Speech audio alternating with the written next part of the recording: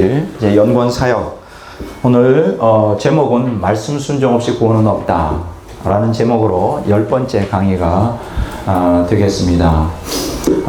우리 잠깐 기도하겠습니다. 하나님 아버지 감사를 드립니다. 오늘도 저희를 불러주셔서 우리 마지막 때 사역을 감당할 수 있도록 도와주시니 감사합니다.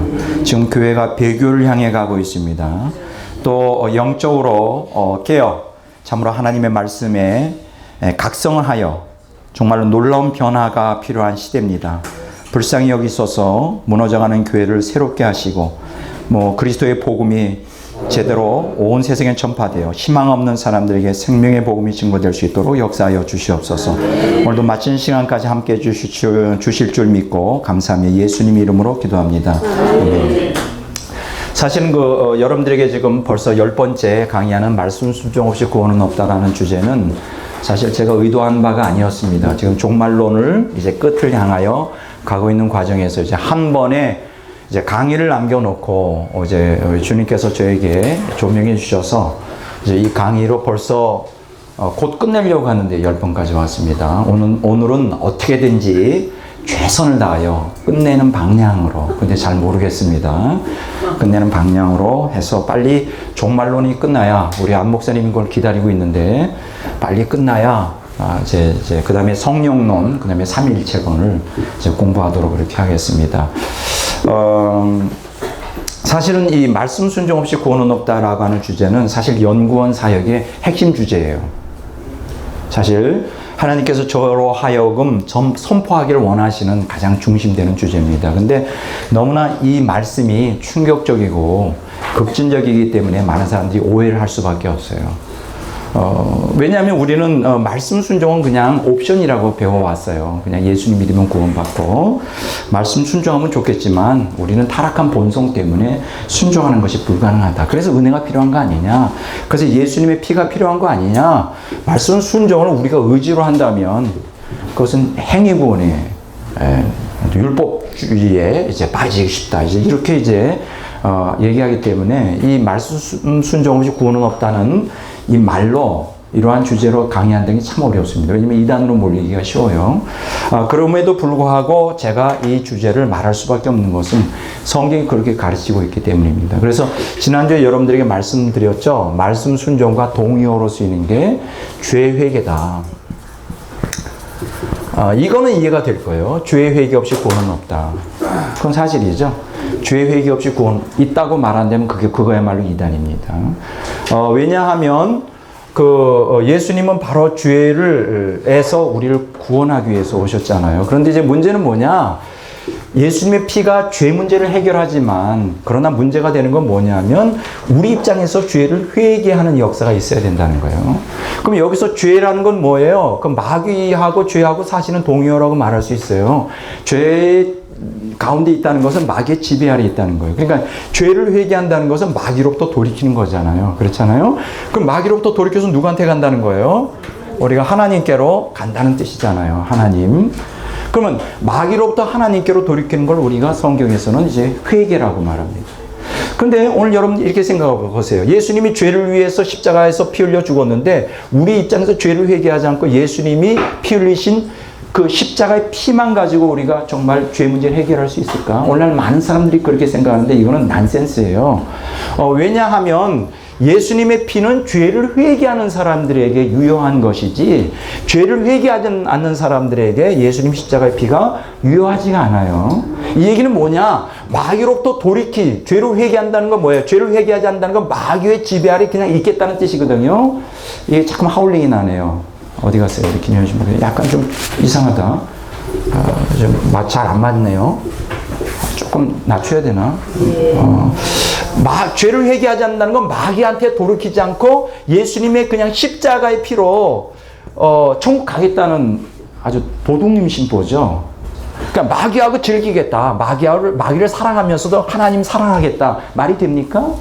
이건 말이 안 돼요. 우리는 둘 중에 하나를 택해야 돼요. 마귀를 택하든지 하나님을 택하든지. 근데 마귀를 택한다는 건 죄 가운데 살겠다는 거예요. 그래서 죄를 회개하지 않으면 십자가의 피가 죄를 사할 수 있는 능력이 없다는 말이에요. 무슨 얘기 이해가 되시죠?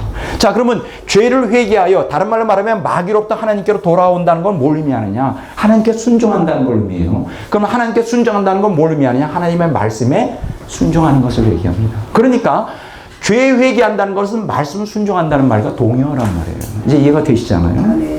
그래서 오늘 이 시간 이제 우리가 이제 말씀 순종 없이 구원은 없다라는 주제로 벌써 10번에 걸쳐서 하는데, 이제 그동안 한 것을 다시 한번 총 정리를 간단하게 하면, 하나님의 인간을 창조하고 또 타락한 이후에 구속하신 궁극적인 목적은 뭐냐? 창조와 구속 경륜의 궁극적인 목적은 하나님의 회복, 하나님의 형상을 회복하는 거예요. 인간을 하나님의 형상대로 창조하고 타락하여 하나님의 형상을 훼손받았는데, 다시 예수 그리스도의 속죄와 구속 역사를 통하여 이제 하나님의 형상을 회복하는 것이 궁극적인 창조와 구속 경륜의 목적이란 말이에요. 하나님의 그 형상 회복. 자, 그러면 하나님의 형상을 회복한다는 게 뭐예요? 하나님의 형상이라는 게 뭐예요? 하나님을 닮았다는 거예요. 그죠? 하나님을 닮았다는데 그냥 외형만 닮은 게 아니라 하나님과 생명과 본질로 같다는 걸 얘기해요. 그러니까 하나님의 형상을 회복한다는 것은 하나님의 생명에 참여한다는 거예요. 그런데 이것을 갖다가 우리가 성경에서 뭐라 그러냐? 신의 성품에 참여한다. 신의 성품. 참여라고 말하죠. 자, 그러면 우리가 여기서 신의 성품을 참여한다는 것은 뭐냐? 우리가 신의 성품에는 세 가지 종류가 있다고 말씀드렸어요. 하나는 절대적 속성, 두 번째는 비공유적 속성, 세 번째는 공유적 속성. 제가 왜 반복하는 이유가 뭐냐? 여러분들 외우시라 그래요. 아니, 또 왜 자꾸 백 목사는 또 한 소리 자꾸 하고 한 소리 또 할까? 여러분 반복 교육밖에 없어요. 네. 자, 절대적 속성이라는 것은 우리가 경외의 대상이에요. 이거는 영원과 무를 의미해요. 하나님의 영원성, 하나님의 하나님의 영원성, 또 하나님이 뭐예요? 무한성이죠. 이거는 도대체 인간이 따라갈 수 없는 거예요. 비공유적 속성은 요거는 경외고, 이제 창조와 관련해서 우리가 공유할 수 없는 부분이 있는데, 이게 전지, 전능, 편재예요. 하나님이 전능한 것처럼 우리 전능할 수 없고, 하나님이 편재한 것처럼 편재할 수 없고, 하나님이 전능한 것처럼 우리가 전능할 수 없죠. 전지, 전능, 편재. 그러면 여기에서 하나님의 성품에 참여한다는 건 뭐냐? 세 번째예요. 공유적 속성이 있어요. 바로 그게 뭐냐? 거룩, 진리, 사랑이에요. 하나님은 거룩하신 분이고 진리이시고 하나님은 사랑이셔요. 이게 하나님의 인격에 있어서 요거는 이제 구속 사역하고 관계돼요. 구속. 자, 비공유적 속성은 창조, 절대적 속성은 경외. 이건 구속과 관계돼요. 그래서 하나님께서 신의 성품에 참여한다는 것은 절대적 속성에 참여하는 말이 아니고, 비공유적 속성에 참여하는 말이 아니고, 공유적 속성인 거룩과 진리와 사랑에 참여하라는 거예요. 그래서 성경은 반복적으로 창세기부터 요한계시록까지 하나님이 거룩한 것처럼 너희도 거룩하라. 하나님이 진리인 것처럼 너희도 진리 가운데 행하라. 하나님이 사랑인 것처럼 너희도 사랑 가운데 행하라. 여기에서 거룩과 진리와 사랑은 하나님을 흉내내라는 게 아니라 하나님과 동질의 거룩을 너희도 거룩해야 된다. 하나님이 진리인 것처럼 너희 안에 진리가 행하고 진리, 그 동질의 진리를 행해야 된다. 하나님이 아가페 사랑인 것처럼 너희도 아가페 사랑을 행해야 된다는 뜻이에요. 다른 말로 말하면 거룩과 진리와 사랑, 공유적 속성을 우리가 함께 참여할 때 신의 성품에 참여하는 것이고, 그거는 하나님의 형상을 회복하는 것이 된다는 거죠. 자, 이렇게 신의 성품에 참여하는 것을 우리가 뭐라고 말하냐? 우리가 신학적으로는 이걸 이제 성화라 이렇게 말합니다. 자, 성화라 이렇게 말해요. 뭐 어려운 말로 이걸 혹은 성결이라고 말하기도 하죠.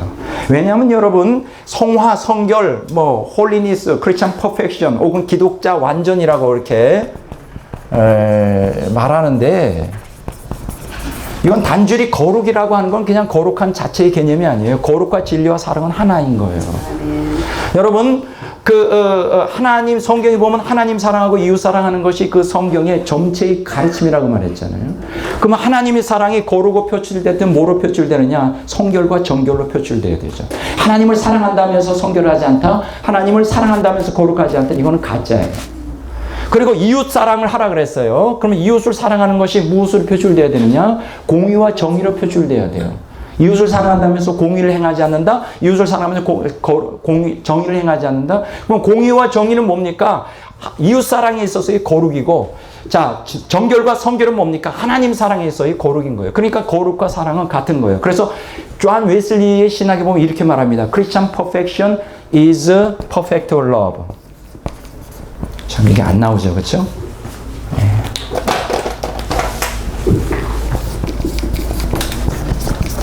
기독자 완전이라는 게 뭡니까? 바로 신의 성품에 참여하는 자가 되는 거예요. 온전한 자가 되는 거예요, 하나님처럼. 우리가 하나님 앞에 온전하다는 거는 하나님이 거룩한 것처럼, 하나님이 진리인 것처럼, 하나님이 사랑인 것처럼 우리가 그 가운데 행하는 것을 얘기해요. 자, 그렇게 되면 뭘까요? 기독자 완전이라는 것은, 흠이 없는 거룩이라는 것은 뭐예요? 퍼펙트 러브예요. 완전한 사랑이에요. 그러니까 거룩과 사랑은 같은 거예요. 자, 이거 외워두시기 바랍니다. 이건 존 웨슬리 신학에서 핵심되는 사상이에요. Christian perfection is perfect love. 자, 기독자 완전이라는 게 뭐냐? 성결이라는 게 뭐냐? 뭐로 드러나야 된다? perfect love. 완전한 사랑인 거예요. 거룩하다면서 사랑이 없는 자, 이건 가짜예요. 사랑이 충만한 자, 거룩한 자, 거룩하가 없다. 이건 가짜예요. 거룩하고 사랑한다면서 진리 가운데 행하지 않아. 이건 가짜예요. 거룩과 진리와 사랑은 같은 거예요. 자, 그래서 이러한 거룩과 진리와 사랑이 우리의 삶의 신앙의 열매로서 드러났을 때,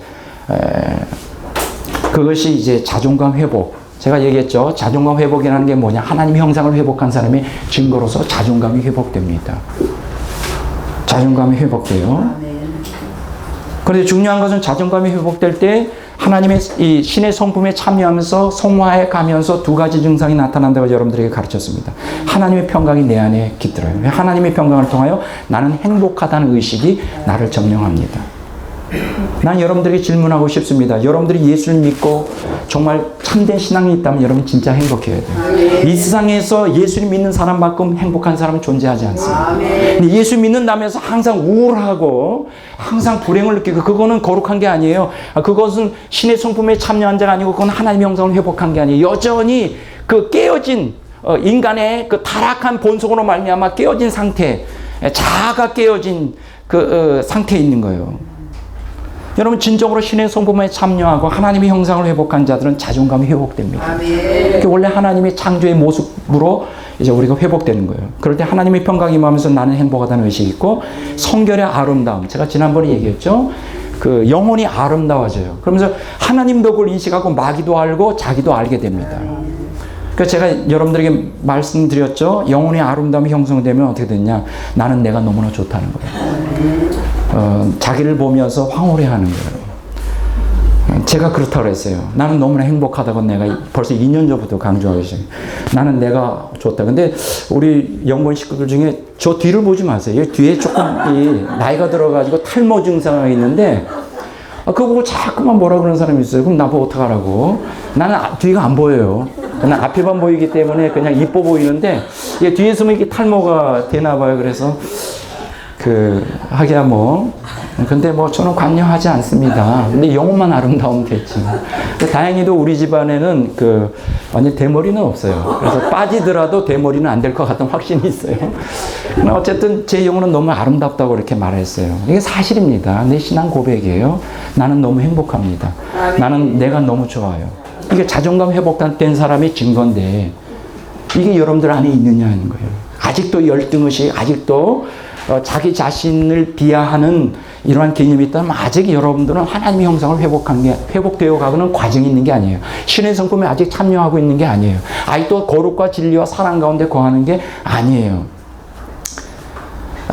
중요한 것은 여러분, 이러한 자존감 회복의 증거가 뭐냐 하는 거예요. 나는 내가 너무나 좋다. 나는 내가 행복하다. 그러면 증거를 보여달라. 하나님의 형상을 회복하고 신의 성품에 참여했다는 증거로서 이러한 자존감 회복이 있는데 이게 혹시 백 목사가 약간 나이가 들면서 정신이 이상한 게 아니냐. 옛날에 안 하던 얘기를 하느냐. 그럴 가능성도 있어요. 제가 지난번에 얘기했죠. 나르시시즘이라고. 백 목사 혹시 나르시시즘 증상이 있는 거 아니야. 이게 이제 나르시시즘이라는 건 나르시스라고 하는 헬라의 신화에 나오는 존재인데 이제 자기의 그 모습이 너무 아름다워서 그것이 이제 그 물에 이렇게 비쳤는데 너무 아름다워서 그 자기의 아름다움에 홀딱 반해가지고 그것만 쳐다보다가 죽었다. 혹은 일설로는 그걸 쳐다보다 물에 빠져 죽었다. 뭐 이렇게 되는데 이게 자아도취증. 자아도취증이에요. 그 자아도취. 공허하고 과장된 자기 긍정이 아니냐는 거예요. 그래서 마지막 확인 사살이 필요해요. 진짜 하나님의 형상을 회복했다. 신의 성품에 참여하고 또 정말 자존감이 회복되고 그게 나르시시즘이 아니라 백목사가 나는 날마다 행복하다고 고백하는데 난 내가 너무 좋다고 고백하는데 증거를 대라. 그래서 제가 증거를 뭐라고 말씀드렸냐? 그리스도의 향기가 드러나야 된다 이렇게 말했어요. 그리스도의 향기가 나타나지 않고 이상하게 불교 사원에서 그 스님들이 목탁 두드리면서 예불을 하면서 그 향불을 피우잖아요. 그런 이상한 향기 나면 그거는 그리스도의 향기가 아니에요. 근데 그런 흉내를 내는 사람들이 있더라고. 자기가 향기가 난대. 그런데 그 향기가 향불 냄새예요. 아주 역한 냄새예요. 아주. 그리스도의 향기는 너무나 그 아름다움, 그게 초월적인 하나님의 아름다움, 또 그 하나님의 아름다움에서 나오는 향기란 말이에요. 자, 그러니까 하나님의 형상을 회복했다. 하나님의 신의 성품에 참여한다는 증거가 뭐냐? 향기가 드러나야 돼요. 가는 곳마다 그분을 보면 그분의 인격에서 그의 모습에서 예수 그리스도를 보는 듯 해야 됩니다. 아멘. 자, 예수님을 볼 때 하나님을 보는 듯 했잖아요. 예수님을 본 자는 하나님을 본 자잖아요. 마찬가지로 기독교인을 보면 예수님을 보는 것 같이 느껴져야 돼. 이게 정상적인 신앙생활이란 말이죠. 지금 그것이 오늘 우리에게 일어나야 돼요. 제가 지난주에 얘기하다가 말하는 게 있는데, 이번에 좀 특별한 경험을 했어요. 아가셀이 있는데, 거기 지난번에 말했잖아요. 사랑한다는 단어하고 아름답다는 단어와 향기롭다는 단어가 반복적으로 나와요. 그래서 제가 지난번에 얘기했죠. 딱 있는데, 아가셀이 있는데, 말씀을 통해 하나님이 말씀하시는 거예요. 그 경험을 제가 자주 한 건 아닌데, 저는 이제 성부, 성자, 성령의 음성을 각각 한번 들어본 적이 있어요. 제가 2006년, 6년도에 한국에 왔을 때, 제가 6개월 동안 다시 그 사역을 대한, 소명에 대한 것을 확인하기 위해서 6개월 동안 기도한 적이 있었거든요. 6개월 후에 하나님이 강력하게 성령이 충만함을 임했는데, 그때 2번 성령의 음성을 들었습니다. 내가 너를 사랑한다. 그게 얼마나 황홀한지요. 내 영혼 깊은 곳에서 울려나오는 게 성부의 음성, 성령의 음성을 들은 적이 있었고, 지금부터 한 6, 7년 됐나요? 또 한 번은 이제 성부의 음성을 들은 적이 있었습니다. 바로 내 앞에가 아니라 위쪽에서 음성이 들리는데, 갑자기 내가 너에게 무엇을 해주길 원하느냐. 근데 10초가 카운트다운이 되는 거예요. 빨리 얘기를 해야 되는 거예요. 그래서 제가 고백을 했습니다. 내가 너에게 뭘 해주길 원하느냐는 응답의 물음에 대해서 하나님께서 나에게 맡기신 사명을 잘 감당하다가 천국 가기 원합니다. 그러니까 딱 걷어가시는 거예요. 근데 그때 나중에 이제 그 사건이 있은 다음에 제가 깜빡 까먹은 게 있어요. 돈 좀 달라고 그러거든요. 그 생각이 안 나고 그러는데, 어떤 분한테 얘기 들었는데, 일생에 한 번 정도는 성도들에게 각각 물어보신다고 합니다. 갑자기 아무 예고 없이. 그러니까 여러분들 지금부터 준비하세요. 지금부터 하루에 10번씩 하나님이 내가 너에게 뭘 해주길 원하느냐 하면 여러분들이 소원을 이렇게 기록했다가 말씀하세요. 근데 이제 실수하지 않기 위해서요. 어떤 분이 이제 기도하는 가운데 하나님이 말씀했다고 합니다. 내가 너에게 뭘 해주길 원하느냐. 근데 이분은 날마다 테레비를 갖다가 동해물과 백두산이 할 때까지 보는 분이었어요. 그럼 맨 아직 나오잖아요. 동해물과 백두산이 아무것도 생각이 안 난 거야. 그럼도 카운트다운이 되는데, 그래서 백두산 보기를 원합니다. 그랬어요. 그냥 매일 본 게 동해물과 백두산이 그것만 생각이 난 거예요. 그래가지고 꿈속에 이제 백두산을 다 구경하고 왔다고요. 그것은 끝이야. 그 사람이었습니다. 그러니까 여러분들이 하나님은 꼭 일생 한 번은 여러분들에게 질문하실 겁니다. 내가 너에게 무엇을 해주기 원하느냐. 잘 지혜롭게 생각했다가 아무 생각 없이 자기 본능에 나오는 게 튀어나오거든요. 난 제대로 됐는지 모르겠어요. 그 세 번째는 2년 전인가 이제 성자의 음성을 들은 적이 있어요. 환상이 갑자기 열리면서 앞에 예수님 십자가를 지고 가시는데, 지난번에 다 얘기한 것이죠. 이제 내가 너와 인류를 위해서 피 흘려 속죄의 피를 흘렸다. 너도 나와 함께 너의 십자가를 지고 나를 따르겠니? 이렇게 아주 정중하게 예수님께서. 근데 이제 성부, 성자, 성령의 그 각각 특성이 있는데 뭐냐면, 하나님이 임하실 때는 마음이 뜨거워지기 시작해요. 여러분들도 경험해 보신 분이 있지만 뜨거워지면서 눈물이 나기 시작해요. 그러면서 말씀이 들려요. 뭐 저는 이렇게 뭐 신비주의자는 절대 아닙니다. 오해하지 마세요. 그렇다고 저는 무조건 어떤 체험을 경시하는 신학자도 아니에요. 저는 영성과 지성을 둘 다 추구합니다. 그럴 때 너무나 감격스러웠어요. 뭐 엎드려서 기도를 하는데 막 눈물이 철철철철 나는데 제가 그랬죠. 무슨 고백이 딱 나왔느냐. 이렇게 비천한 종에게 이렇게 말씀하시니 내가 어찌 주님께서 가신 길을 십자가 길 내가 안 가겠습니까? 기꺼이 가겠습니다. 막 울면서 성자의 음성을 들은 적이 있어요. 근데 또 하나의 음성이 있더라고요. 성부, 성자, 성령께서 삼위일체 하나님이 되시는데 또 다른 음성이 있는 거예요. 그게 뭐냐면 하나님의 말씀을 통해 들려오는 음성이에요. 이건 성부인지 성자인지 성령인지 잘 모르겠어요. 삼위일체 하나님이니까 하나님으로서 말씀하시는데 옛날에 신명기를 읽을 때 아주 그 크리스탈 같은 투명한 어떤 그 음성이 들려왔죠. 신명기에서. 근데 요번에 지난주에 제가 그 고백을 했었죠. 요번에 지금 이 강의를 준비하는 가운데 아가서는 있는데 하나님께서 말씀하시는 거예요. 너는 어여쁘고 어여쁘다. 너에게서 나의 신부야. 너는 어여쁘고 어여쁘다. 너에게서 향기가 나는구나. 이 말씀을 하시는 거예요. 영에 들려오는데 이번에 조금 지난번에 신명기 때 하신 말씀하고 좀 달라요. 왜냐하면 그때는 그냥 투명한 음성으로 말씀을 통해서 말씀하셨는데 이번에도 말씀에서 나오는데 제가 그 설명을 안 했어요. 그 하나님의 저에게 그 말씀을 하는데 갑자기 영이 뜨거워지면서 눈물이 나는데 아주 투명한 청아한 음성인데 그 음성이 저에게 이렇게 영이 부딪히는 거예요. 여러분 혹시 이런 경험 해본 적 있습니까? 물속에 들어갔을 때 파도가 밀려오죠. 이렇게 파도에 이렇게 있으면 물이 파도 쳐서 여러분의 몸에 타치하는 느낌을 들잖아요. 근데 이거는 좀 그런 거예요. 제 영에 하나님 말씀이 타치하는 거예요. 음성이. 그러면서 제 영에 타치할 때마다 감동이 오는 거예요.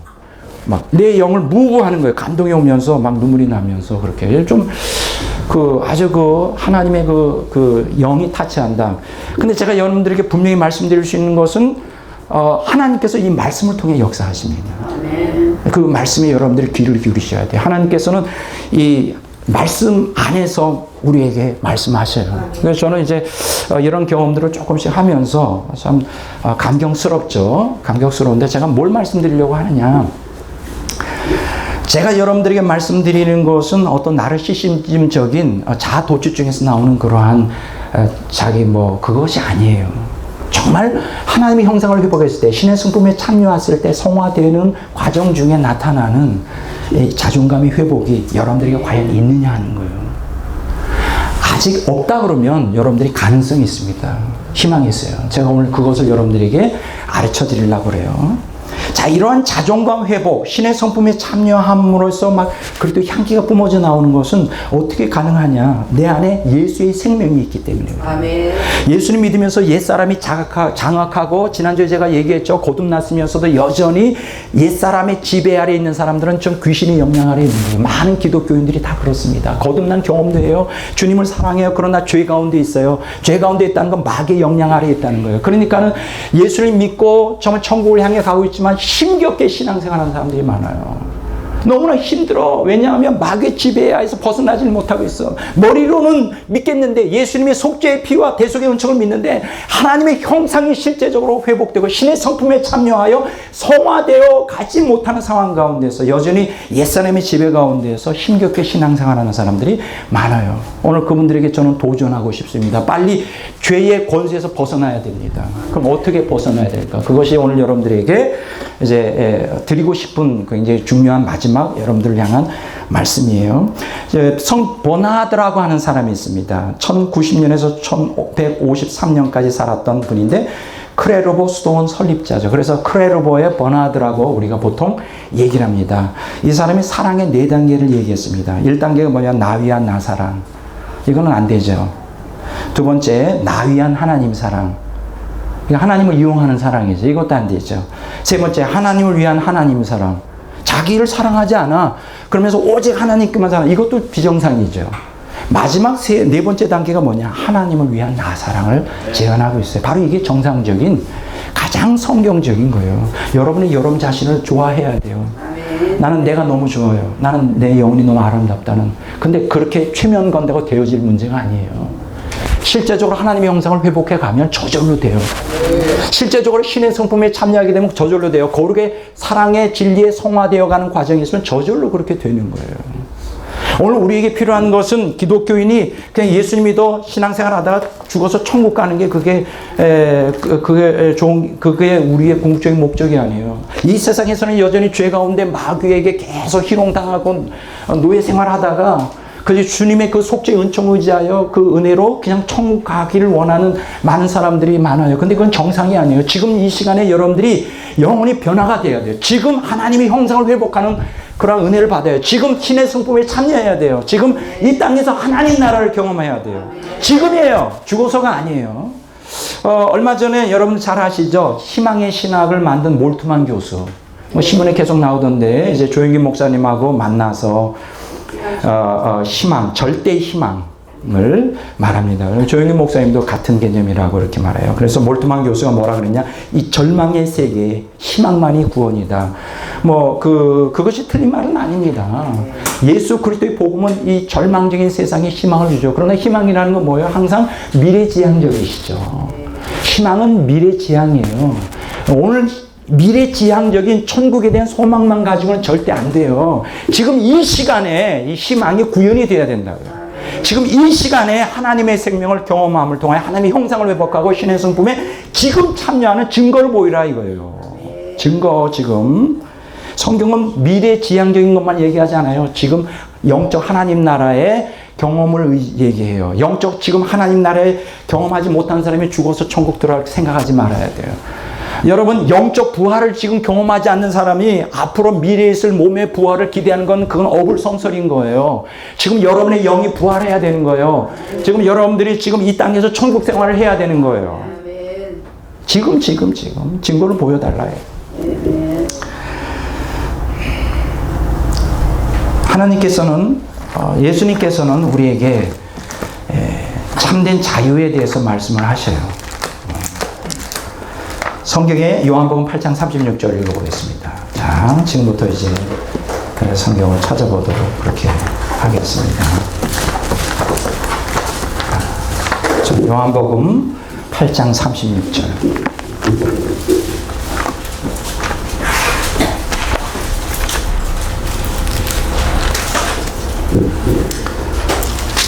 다 같이 읽어보도록 하겠습니다. 그러므로 아들이 너희를 자유롭게 하면 너희가 참으로 자유로우리라. 자, 성경은 분명히 얘기하겠습니다. 그러니까 미래의 자유가 있을 거라고 얘기하지 않아요. 지금 너희를 자유롭게 하면 너희가 참으로 자유로우리라. 자, 고린도후서 3장 17절 보겠습니다. 다 같이 읽도록 하겠습니다. 고린도후서 3장 17절에 있습니다. 주는 영이시니 주의 영이 계신 곳에는 자유가 있느니라. 이야, 놀랍지 않습니까? 주는 영이시다. 주의 영은 뭡니까? 성령이죠. 여러분들이 성령 받았습니까? 여러분들이 성령 안에 있습니까? 오늘날 많은 기독교인들이 거듭납니다. 오늘날 많은 기독교인들이 성령이 그 안에 거합니다. 그리고 종종 그들이 기도 가운데, 집회 가운데 은사도 체험하고 은혜도 체험합니다. 그런데 이상하게도 은사와 은혜 가운데 잠시 하나님의 그 초월적인 그 아름다움을 맛보지만은 여전히 죄에서 속박 가운데 벗어나지 못해요. 자유하지 못하다는 거예요. 여기 성경에 보면 여러분 안에 주의 영이 거하시고 성령이 거하시고 그다음에 여러분이 계신 건 참된 자유가 있어야 돼요. 근데 성령이 내 안에 거하시는데 왜 나는 자유로움을 느끼지 못할까? 이유가 있어요.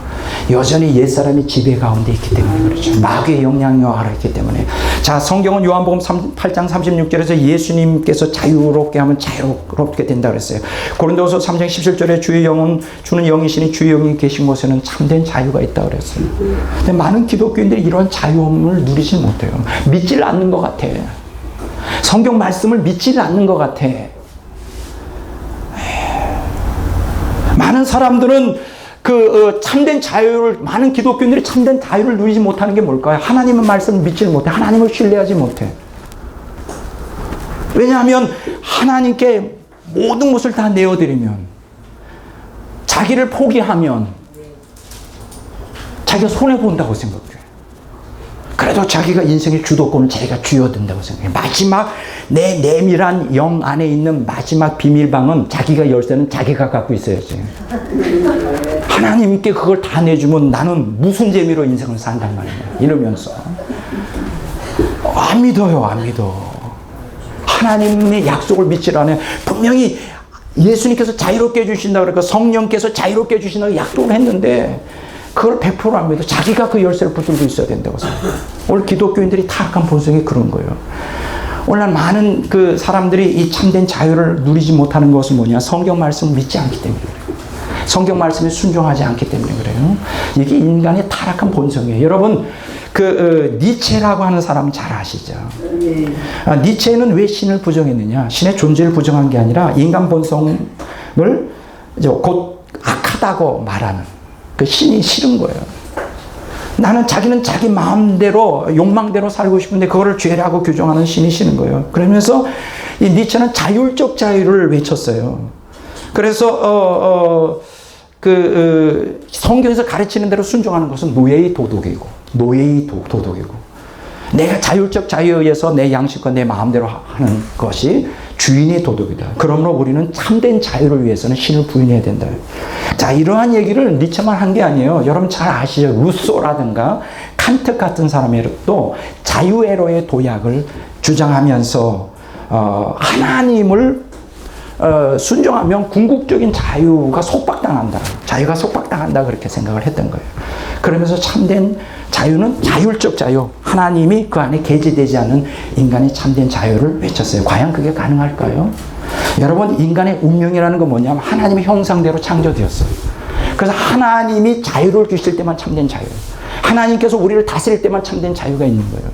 하나님께 복종하지 않고 내 마음의 자율적 자유에서 참된 자유와 행복이 있을까요? 없어요. 이거는 착각이에요. 오늘날 많은 기독교인들이 자율적 자유에 은근히 물들어 있어요. 교회는 다니지만은 모든 인생의 주도권을 인간이 자기가 쥐어야 된다고 생각해요. 하나님께 다 내어 맡기면 그러면 자기는 다 행복이 박탈될 것이고 그 모든 복이 다 박탈당할 거라고 생각해요. 정말이에요. 여러분, 영성의 시발점이 뭔지 알아요? 자기 비움이에요. 다섯 번 자기 비움. 자기 거 다 내려놔야 돼요. 자기를 포기해야 돼요. 근데 자기 포기를 못하도록 옛사람이 계속 충동이라죠. 끝까지 붙들고 있으라고. 자기 중심주의로 나가게 되죠. 자, 오늘 이 시간 여러분들에게 드리고 싶은 말씀이 뭐냐? 오늘 참된 자유, 다른 말로 말하면 참된 자유, 그것을 얻기 위해서 이제 우리가 얻으려면 참된 자유가 이제 하나님의 형상을 회복하고 신의 성품에 참여할 때 우리가 참된 자유를 얻어요. 제가 경험해 보니까 그렇더라고요. 제가 경험해 보니까 참 기독교인으로서 참된 자유는 하나님의 형상을 회복하고 신의 성품에 참여할 때 이제 참된 자유를 얻는데, 이러한 참된 자유를 얻으려면 어떻게 되냐? 바로 하나님의 형상을 회복하고 신의 성품에 참여하는 경험을 해야 돼요. 이것을 성경에서는 뭐라고 말하느냐? 새로운 피조물이 된다, 이렇게 말해요. 자, 따라서 합시다. 새로운 피조물. 자, 한번 보겠습니다. 고린도후서 5장 17절 봅니다.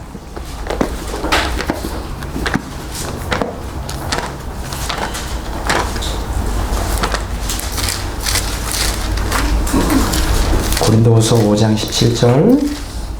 자, 다 같이 한번 읽어보도록 하겠습니다. 그런즉 누구든지 그리스도 안에 있으면 새로운 피조물이라 이전 것은 지나갔으니 보라 새 것이 되었도다. 새로운 피조물이라는 게 무슨 뜻일까요? 이게 헬라 원어에 보면 전혀 새로운 차원의 피조물이에요. 이게 무슨 뜻일까요? 새로운 피조물이 됐다는 건 뭐냐? 하나님의 형상을 회복하고 있다는 거예요. 제가 지금 완료형을 쓰지 않습니다. 왜냐하면 죽을 때까지 회복이 돼야 되니까. 새로운 피조물이 된다는 건 뭐예요? 하나님의 형상을 회복하고 있다는 거예요. 새로운 피조물이 됐다는 건 뭐예요? 신의 성품에 참여하고 있다는 거예요. 뭐 다 동의어예요. 예수님이 이 땅에 오신 것은 우리를 새로운 피조물 되게 하기 위해서 오셨어요. 에베소 2장 10절에는 뭐라고 얘기하느냐? 이렇게 얘기했어요. For we are God's masterpiece. He has created us anew in Christ Jesus so that we can do the good things He planned for us long ago. 자, 하나님께서 오래 전부터 우리를 향하여 그가 계획하신 것은 도대체 뭘까? 그것은 우리를 그리스도 안에서 anew, 새롭게 창조하기 위한 것이었어요. He created us anew in Christ Jesus. 예수님 안에서 새로운, 그러니까 다른 말로 말하면 옛사람밖에 없는 우리 안에 새 사람을 만들어주기 위해서. 그것을 하기 위해서 예수님 우리를 위해 주셨는데 그게 하나님이 볼 때는 어떻게 했냐? For we are God's masterpiece. 하나님의 걸작품이더라요. 아멘. 여러분들은 죽어서 걸작품이 아니라 지금 그리스도 안에서 새로운 피조물이 되어야 돼요. 아멘. 하나님 볼 때 아주 이 역사상 가장 위대한 걸작품이 되어야 해요.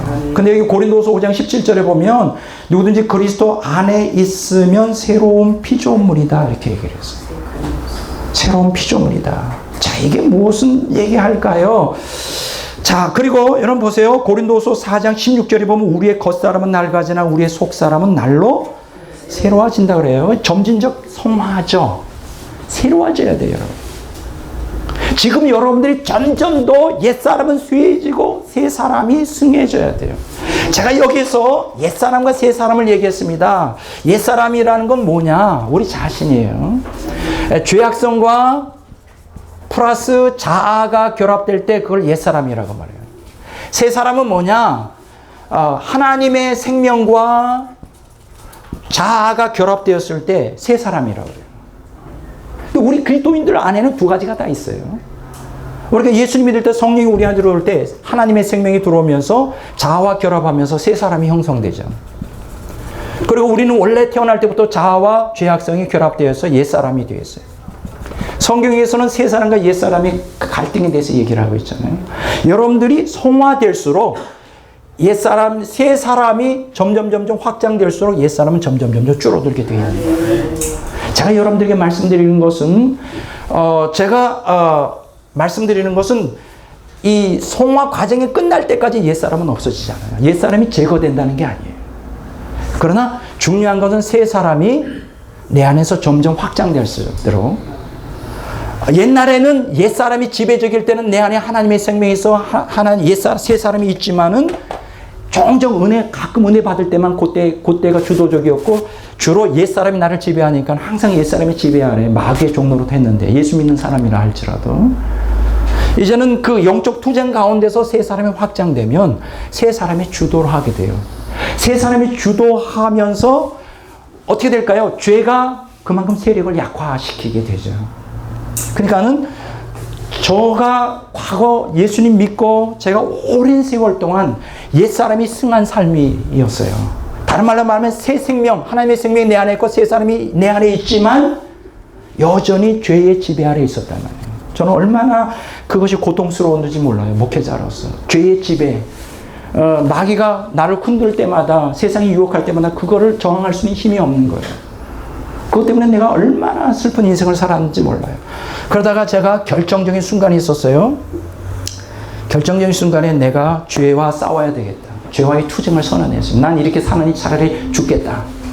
나는 하나님 자녀답게 새 생명 가운데서 행하지 않으면 새로운 피조물로서 행하지 않으면 난 차라리 죽는 게 낫다고 결심하고 영적 투쟁을 하면서 그때부터 열심히 영적 투쟁 가운데 마침내 새 사람이 옛 사람보다 더 승한 자리에 이르게 되었어요. 물론 내 안에 옛 사람이 있지만 지금은 죄로부터 많이 자유롭습니다. 내가 의도적으로 죄를 범하지 않으려고 하는 이상 죄가 나에게 온다 할지라도 그 유혹이 온다 할지라도 능히 이길 수 있는 능력을 하나님의 은혜와 능력으로부터 이어받는단 말이에요. 자, 그래서 여기 보면 자, 골로새서 3장 10절에 여러분들이 가지고 있는 자료입니다. 제가 영어로 된 걸 한번 좀 읽어보도록 하겠습니다. NLT 성경입니다. In its place you have clothed yourselves with a brand new nature that is continually being renewed as you learn more and more about Christ who created this new nature within you. 자, 그 자리에 in its place라고 그 자리에 you have clothed yourselves with a brand new nature. 새롭고 전혀 새로운 종류의 새 성품을 너희들이 옷 입게 되었다 이렇게 말했어요. 그리고 is continually being renewed. 너희들이 계속 끊임없이 지금 새롭게 되어가고 있다. 그럼 어떻게 새롭게 되느냐? As you learn more and more about Christ. 너희들이 그리스도에 대하여 점점 더 알아갈수록 여러분들이 하나님의 형상을 점점 회복할수록 신의 성품이 점점 찬양할 수 있도록 할수록 여러분들은 새로운 피조물이 점점 되어가고 있고 그럴수록 더 예수님을 점점 더 깊이 알아가게 돼요. 여러분 하나님의 은혜가 임했다고 예수님의 은혜 그 하나님을 예수님을 아는 게 아니에요. 은사를 받았다고 해서 예수님이 기피하는 게 아니에요.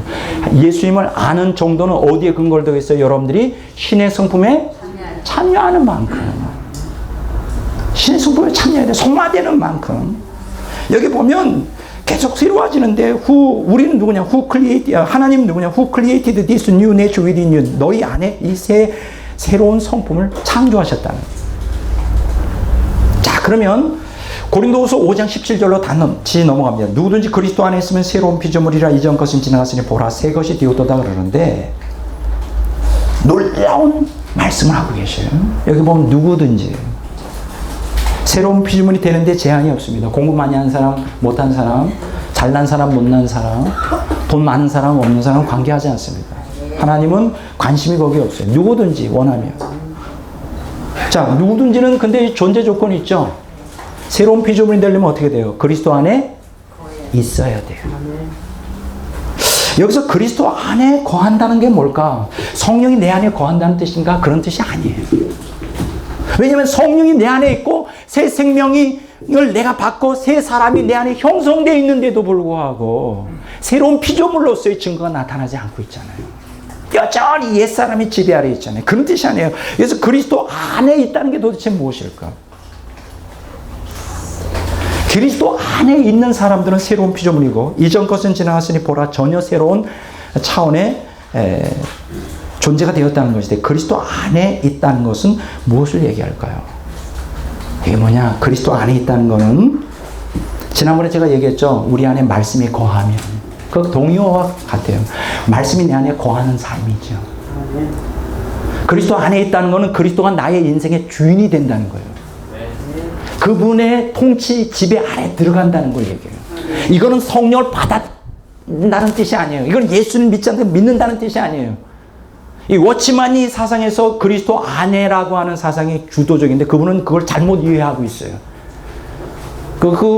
그리스도 안에라고 하는 사상이 뭘 의미하는지 이분은 그런 인간 구조에 대한 잘못된 이해 때문에 그냥 피상적인 그냥 객관적인 어떤 진리로서 그리스도 안에라는 개념을 했는데 저는 워치만이 통이잖아요. 제가 그것을 그분의 책을 10대 20대 때 다 읽었는데 아무리 읽고 이해하려고 해도 그리스도 안에가 뭘 의미하는지 도저히 이해가 안 되더라고요. 근데 지금은 이해가 돼요. 그리스도 안에 있다는 게 뭐냐? 그걸 그리스도 안에 있다고 믿으면 되는 게 아니에요. 내가 그리스도의 지배 아래 들어가는 걸 얘기해요. 내가 그리스도에게 나의 권리를 포기하는 걸 얘기해요. 아까 제가 얘기했죠. 영성이라는 건 뭐예요? 자기 비움이에요. 자기 내려놓는 거예요. 여러분들이 정말로 하나님의 형상을 회복하고 신의 성품에 참여하려면 여러분들이 해야 될 게 뭐냐? 자기를 내려놔야 돼요. 여러분들이 붙들고 있는 걸 내려놓으시란 말이에요. 하나님께 그 인생의 주도권을 그분께 맡겨드려야 돼요. 그것이 하나님의 형상을 회복하고 신의 성품에 참여하여 자존감을 회복하는 참된 자유에 이르는 아주 첫 단초인 것이죠. 그래서 성경은 이런 얘기를 합니다. 그리스도 안에 거한다는 것은 뭐냐? 바로 그리스도에게 주도권을 내어주는 거예요. 그분이 나를 지배하도록 내 인생의 주인이 되도록. 근데 오늘날 많은 기독교인들이 예수님을 구주로 믿지만 예수님을 나의 주인으로 믿지 않는 사람들이 많아요. 그걸 자기중심주의라 그래요. 죄의 본질이 뭔지 아십니까? 자기중심주의예요. 여러분 성화의 본질이 뭔지 아십니까? 하나님 중심주의. 여러분 자기중심주의에서 하나님 중심주의로 바뀌는 것이 신자의 회개, 죄 회개인 거예요. 죄 회개가 도대체 뭡니까? 회개는 두 가지가 있다고 그랬죠? 죄인의 회개가 있고 신자의 회개가 있다고 그랬어요. 죄인의 회개는 우리가 중생할 때 꼭 필요한 회개고 신자의 회개는 우리가 성화를 위하여 신앙생활 하는데 가장 절실한 회개인데 도대체 그리스도인의 신자의 회개가 도대체 뭘까요? 우리가 피상적으로 드러나는 어떤 그 외형적인 거짓말이나 이러한 것만 죄 회개하면 되는 거예요? 아니에요. 신자의 회개의 핵심은 뭐냐? 자기중심주의에서 하나님의 중심주의로의 변혁을 꾀하는 게 회개의 본질이에요. 신자의 회개에서 가장 무서운 게 뭐냐? 자기중심주의로 회개해야 돼요.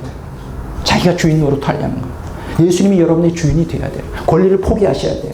자기를 포기해야 되만 여러분들이 그게 영성으로 들어가는 하나의 그 지름길이 되는 것이에요. 자, 요한복음 15장 4절을 봅니다.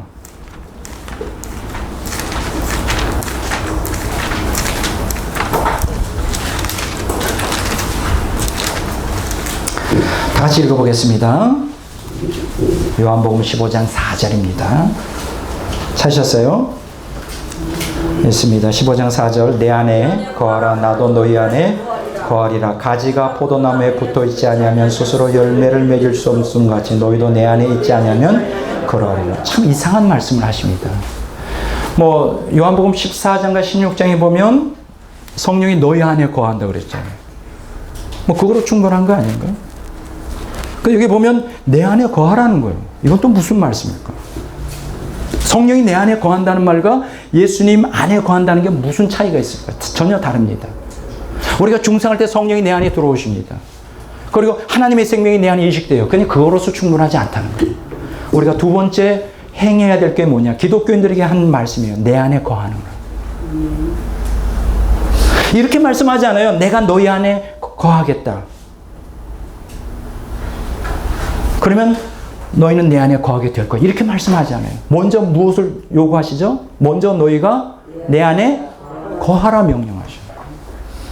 그러면 내가 너희 안에 거한다. 그러면 여기서 너희 안에 거한다는 말은 성령이 내 안에 거한다는 뜻이에요? 아니에요. 이미 성령은 내 안에 거하셔요. 너희가 내 안에 거하라. 그러면 내가 너희 안에 거한다는 게 뭘 얘기할까요? 너희가 내 안에 거하라는 말은 무슨 말씀일까요?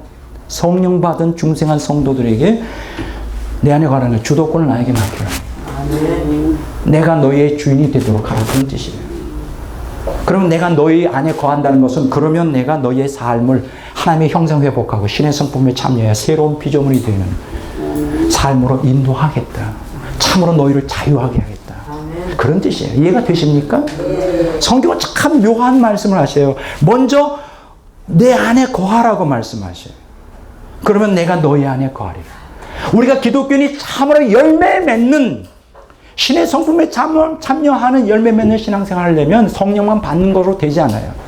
하나님의 생명이 그 안에 이식되는 거로 되지 않아요. 은사나 은혜 받는 것만 가지고 되지 않아요. 먼저 우리가 정말 열매 맺는 빛을 나타내는 그리스도인의 삶을 살려면 어떻게 되냐? 주님 안에 거해야 돼요. 주님께 나의 주도권을 내어 맡겨드려야 된다. 그거는 자기 포기예요. 자기 십자가를 지는 거예요. 자기를 부인하는 거예요. 자기 중심주의에서 하나님의 중심주의로 바꾸는 과정에서의 영적 투쟁을 포함하는 거예요. 그러면 너희 안에 거하리라. 그러면 내가 너희의 삶을 주장하겠다. 그러면 너희는 그래서 열매를 맺게 될 것이다. 이해가 되시죠? 여러분, 이런 성경 내용들이 굉장히 여기저기 많이 흩어져 있어요. 잠언서 8장 17절 한번 보겠습니다.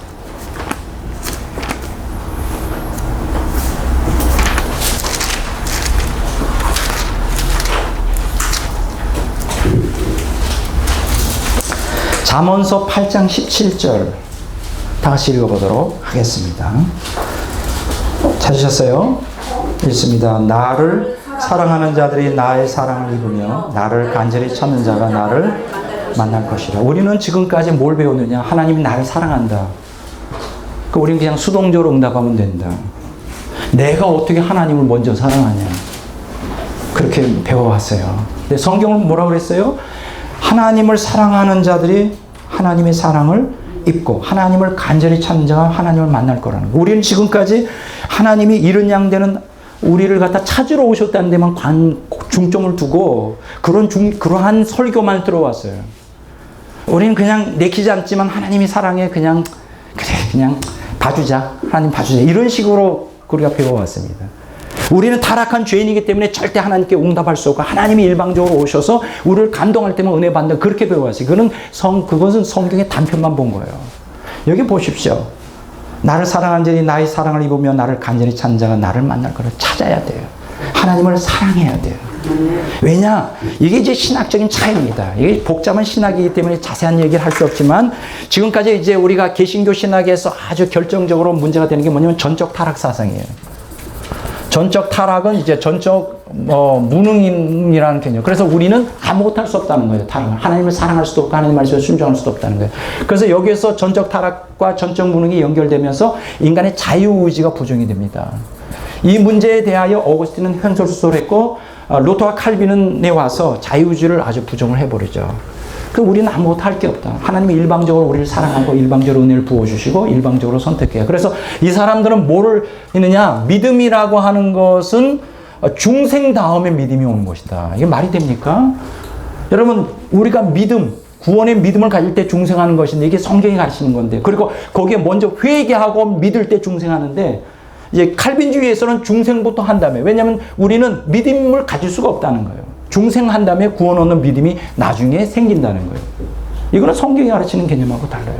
근데 제가 웨슬리 신학을 전공했는데 웨슬리 신학은 이 문제를 타파하기 위하여 전적 타락을 믿지만 전적 무능을 가르치지 않습니다. 그래서 선행적 은총이라는 단어를 써요. 프리비니언트 그레이스라고 선행적 은총. 따라서 합시다. 선행적 은총. 선행적 은총이라는 게 뭐냐? 하나님은 온 인류에게 전적으로 타락했지만 그 순간에 양심을 부어주시고 은혜를 다 부어주셨다는 거예요. 그래서 인간은 하나님께 응답해야 될 의무가 있다는 거예요. 책임이 있다는 거예요. 인간이 구원받지 못한 건 하나님의 은혜를 부어주셔서가 아니라 하나님이 부어준 선행적 은총에 응답하지 않아서라는 거예요. 맞는 얘기예요. 이 선행적 은총에 응답하는 사람에게 convincing grace, 죄를 깨우치는 은총을 주고 죄를 깨우치는 은총을 가진 사람에게 justifying grace, 칭의하는 은총을 주시고 칭의의 은총을 응답하는 사람에게 sanctifying grace, 성화하는 은총을 주시고 성화하는 은총에 응답하는 사람에게 glorifying grace, 영화하는 은총으로 인도한다. 이게 참 맞는 얘기죠. 그러니까 여기 보면 우리가 하나님을 사랑해야 돼요. 목숨을 다하여 사랑해야 돼요. 왜냐하면 하나님이 은총을 부어주셔요. 은총이 없기 때문에 사랑하지 못하는 게 오늘날 현대 기독교인이 왜 이렇게 타락했느냐? 오늘 현대 교회가 왜 이렇게 무너져 내려가고 있냐? 하나님의 은혜가 없어서? 하나님의 성령을 안 부어주셔서? 아니에요. 인간이 거기에 대해서 응답하지 않아요. 응답을 해야 되는데 응답하지 않아요. 자기 욕망대로 탐욕대로 살아. 그래서 그들이 변화가 없는 거예요. 자, 말라기서 3장 7절 보겠습니다.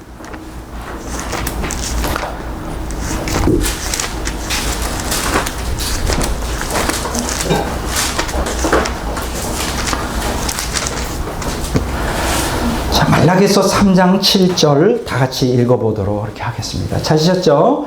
만군의 여호와가 이르노라 너희 조상들의 날로부터 너희가 나의 규례를 떠나 지키지 아니하였도다. 그런즉 내게로 돌아오라. 그리하면 나도 너희에게로 돌아가리라. 여기까지.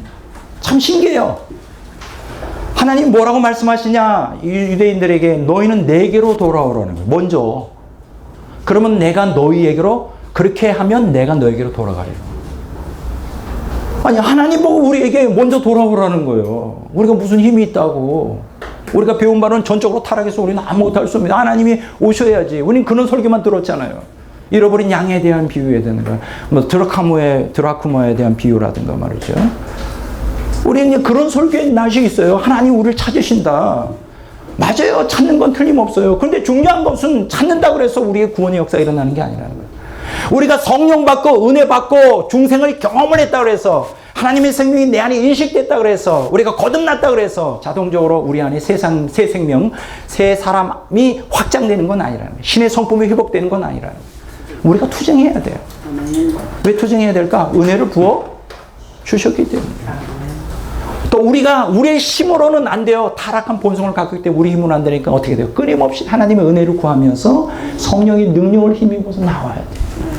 그러면 역사가 일어나요. 제가 경험하는 것처럼. 저도 수십 년 동안 잘못된 신학에 얽매여서 수동적 신앙을 갖고 있었어요. 날마다 죄 지을 때마다 예수님 피를 의지하고 나와요. 그리고 또 겸손하게 회개해 뉘우치고 그럼 월요일부터 또 죄 가운데 살아. 이게 아마 거의 대부분일 거예요. 거의 대부분의 기독교인들이 지금 옷은 오늘날의 모습. 그러니까 변화가 없어. 수십 년 저도 얼마나 오랫동안 예수 믿었더니 수십 년 믿었어도 변화가 없어. 뭔가 신앙의 본질에 문제가 있는 거예요. 그동안 우리가 배운 신학에 문제가 있는 거예요. 변화가 있어야 될 거 아니에요. 성경을 보면 누구든지 그리스도 안에 있으면 새로운 피조물이라 이전 것은 지나갔으니 보라 새 것이 되었도다. 난 이 구절을 다 외우고 있잖아요. 읽을 때마다 양심에 갇혀 있어요. 왜냐하면 나는 새로운 피조물이 아니니까.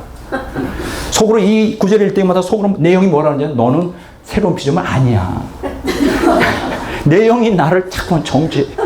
양심에 걸려. 이런 성경 구절을 많잖아요. 양심에 자꾸만 걸려. 너는 아니거든. 너는 이 구절이 적용이 안 돼. 아마 대다수의 기독교인들, 목사들까지도 다 그렇게 생각할 거예요. 새로운 피조물이라고 머리는 믿지만 마음으로는 용납이 안 돼요. 근데 지금은 제가 이게 이해가 돼요. 제가 이해가 된다니까. 내가 진짜 새로운 피조물이라는 것이 경험이 된다니까요. 아멘. 제가 오늘 연구원 사역은 다는 게 아닙니다. 제가 이론만 가르친다면 안 돼요. 제가 어저께도 그 기도를 했어요. 하나님, 저에게 확실히 내가 변화된 것을 좀 더 깊이 경험하게 해주십시오. 이제는 사람들이 말 갖고 듣지는 않습니다. 내가 변화된 내 그 성품, 내 변화된 삶, 내가 어떻게 예수님 안에서 새로운 피조물이 되었는가를 확실하게 정말 과거의 삶과 전혀 다름을 살아갈 때 저들이 비로소 백 목사가 변화된 거 보니까 나도 이제 가능성이 있구나. 그렇게 말하게 해주십시오. 저를 위해서가 아닙니다. 저를 위해서가 아니라 너무나 사람들이 완약해. 기독교인들이. 그러니까 이론만 가르쳐가지고는 안 돼. 내가 그리스도 향기를 그냥 막 부어내면 정말 변화가 가능하구나. 그거를 좀 증거하게 해달라고 제가 어저께 간절히 기도했어요. 내가 가능성이 있다고 나는 생각해요. 나는 부족하고 나는 타락한 본성을 갖고 있지만 하나님의 은혜로 이 말씀을 제대로 깨닫겠는데 이 말씀대로 제가 점점 갈수록 성화되어 가면 여러분들은 저를 보면서 정말 성경에 계시된 하나님 말씀이 맞구나. 그럼 그렇게 살아야지. 내게로 돌아오라. 그러면 어떻게 한다고? 나도 너에게 돌아가리라 그랬어요. 자, 스가랴서 1장 3절 봅니다. 바로 말라기서 앞에 있습니다. 똑같은 말씀이죠. 스가랴서 1장 3절 다 같이 읽어보도록 하겠습니다. 그러므로 너는 그들에게 말하기를 만군의 여호와께서 이처럼 이르시되 너희는 내게로 돌아오라. 만군의 여호와의 말이니라. 그러면 내가 너에게로 돌아가리라. 자, 엄밀하게 말해봅시다. 너희는 내게로 돌아오라. 그러면 내가 너에게로 돌아가리라. 자, 한 가지 질문하겠습니다. 그러면 이스라엘 백성들이 하나님께로 돌아오기 전까지는 하나님이 이스라엘 백성들에게 돌아가지 않는다는 거예요? 이 말이? 그렇게 들리잖아요. 너희는 내게로 돌아오라. 그러면 내가 너에게 돌아가리라. 이 말이 이스라엘 백성들이 하나님께 돌이킬 때까지 하나님은 팔짱 끼고 그냥 기다리고만 있다는 거예요? 수동적인 자세로? 아니에요. 그런 뜻이 아니에요. 여러분 이사야서를 보면 또 예레미야서에 보면 계속 하나님 부르십니다. 이스라엘 백성들을. 계속 돌이키라고 아침부터 저녁까지 이사야서에도 보면 굉장히 많이 나와요. 여러분들이 성경을 다 찾아보면 한번 볼까요? 이사야서. 자, 65장 1절 2절 한번 보겠습니다. 이사야서 65장 1절 2절. 자, 다 같이 읽어보겠습니다. 이사야서 65장 1절 2절. 나는 나를 구하지 아니하던 자에게 물음을 받았으며 나를 찾지 아니하던 자에게 찾아내게 되었으며 내 이름을 부르지 아니하던 나라에 내가 여기 있노라 내가 여기 있노라 하였노라. 내가 종일 손을 펴서 자기 생각을 따라 옳지 않은 길을 걸어가는 폐역한 백성을 불렀나니. 보세요. 끊임없이 부르고 있잖아요. 네? 끊임없이 찾고 계시잖아요. 자, 12절 보겠습니다. 그 다음 장 12절. 내가 너희를 칼에 붙일 것인데 닫고 부려 죽임을 당하니 이는 내가 불러도 너희가 대답하지 아니하며 내가 말하여도 듣지 아니하고 나의 눈에 악을 행하였으며 내가 즐겨하지 않는 일을 택하였으니라. 그러잖아요. 계속 부릅니다. 예레미야서 7장 13절 봅니다. 예레미야서 7장 13절 보겠습니다. 여호와의 말씀이니라. 이제 너희가 그 모든 일을 행하였으면 내가 너희에게 말하되 새벽부터 부지런히 말하여도 듣지 아니하였고 너희를 불러도 대답하지 아니하였느니라. 자, 그러니까 스가랴서 1장 3절에 너희는 내게로 돌아오라 만군의 여호와의 말이니라. 그러면 내가 너희에게로 돌아가리란 말은 이스라엘 백성들이 먼저 너희들이 이니셔티브 주도권을 가지고 내게 돌아올 때까지나 팔짱 끼고 가만히 있겠다는 뜻이 아니라는 거예요. 계속 부르십니다. 계속 하나님이 주도권을 쥐고 계속 주인을 부르셔요. 그런데 문제는 뭐냐? 이 말씀이 뭐냐? 내게로 돌아와야만 내가 너희로 돌아간다는 것은 하나님 팔짱 끼고 가만히 있다는 뜻이 아니라 계속 손 부르시고 계시고 계속 너희에게로 접근하고 있지만 궁극적으로 너와 나의 인격적인 만남을 통하여 하나님의 형상을 회복하고 신의 승범에 참여하는 궁극적인 놀라운 변혁, 새로운 피조물로서의 놀라운 변혁은 너희들이 응답할 때만 그게 가능하다는 거예요. 오늘 현대 기독교에서 이게 빠져 있어요. 오늘 기독교에서 뭐가 빠졌느냐? 예수님이 날 위해 피 흘려 죽었습니다. 하나님 나를 사랑합니다. 여러분들은 사랑받기 위해서 태어났습니다. 그 얘기 많이 하는데 중요한 거는 회개를 촉구하잖아요. 여러분들이 결단을 촉구하지 않아요. 그러니까 뭐예요? 그 귀에 아주 달콤한 말은 많이, 하나님 날 사랑하는구나. 그러니까 내가 죄 가운데 살고라도, 내가 죄 가운데 있어 마귀의 지배하였더라도 결국 십자가의 은총으로 난 구원받을 거야. 하나님이 설마 날 사랑하는데 지옥에 보내겠어? 예수님이 그냥 쭉 짜고 예수님의 피만 의지하고 그냥 천국문 들어가면 통과되겠지. 내 죄가 덮여줘서. 내가 뭐라 그랬어요? 죄를 회개하지 않는 사람은 예수님의 피를 믿고 천국 간다 그러는데 그 피가 나중에 보니까 무슨 피였다고? 예수님 피가 아니라 돼지 피였다는 걸 알게 될 거예요. 아니, 놀라운 거예요. 오늘 회개를 촉구해야 돼요. 돌아와라. 그러면 하나님께서 너희를 구원하실 것이다.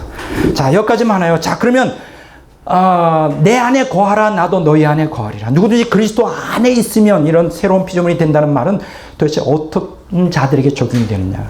그리스도 안에 거할 때 우리는 열매 맺는 삶을 살아요. 이 열매라는 것은 무슨 여러 가지 말하지만 쉽게 얘기하면 하나님의 형상을 회복한다며. 그리고 신의 성품에 참여하는 자가 된다며. 그리고 정말로 이 땅에서 자존감을 회복하여 가장 행복한, 가장 정말로 그리스도인으로서 가장 행복한 삶을 살게 될 거라는 거예요. 자, 어떤 사람이 하나님 안에 거하게 되는가? 주님 안에 거하게 되는 것일까? 요한일서 4장 15절 봅니다. 요한일서 4장 15절.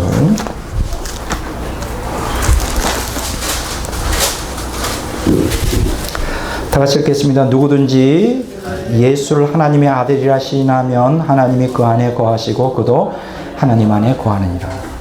자, 이게 가장 큰 시발점이에요. 예수님을 하나님의 아들이라 시인하는 자. 그러니까 예수님을 주님으로 믿는 자에게 이제 하나님 안에 거하는, 그 하나님 안에 거하는 그 놀라운 역사. 그래서 그걸 통하여 하나님이 우리 안에 우리를 주인이 되시는, 그러니까 예수님을 하나님의 아들로 시인하는 게 가장 중요하죠. 두 번째예요. 그렇게 시인만 해서는 안 돼요. 요한일서 3장 24절 한번 보겠습니다. 3장 24절 다 같이 읽겠습니다. 그의 계명을 지키는 자는 주 안에 거하고 주는 그의 안에 거하시나니. 여기까지요.